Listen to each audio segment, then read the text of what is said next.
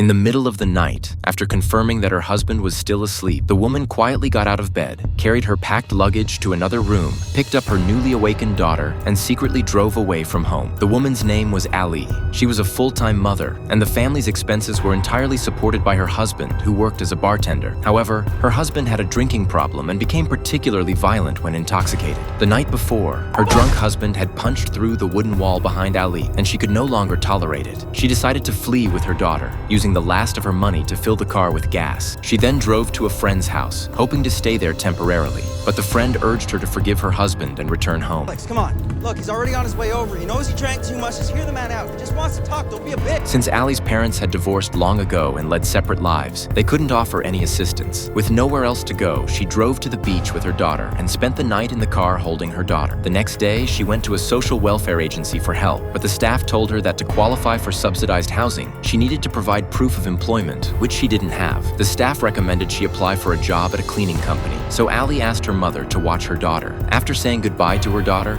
Ali went to the cleaning company, but the boss said they weren't hiring at the moment and could only offer her short-term work with low pay. For her daughter's sake, Ali had no choice but to accept the job. When she arrived at the employer's home, she was already half an hour late. The employer said it was too late and told her to come back another time, but she needed the money, so she assured the employer she would finish the work by 4 o'clock. She frantically began cleaning, glancing at the food in the refrigerator and imagining herself enjoying it, but the employer's words snapped her back to reality. But as Ali was cleaning the last room, she suddenly fainted, her vision going black.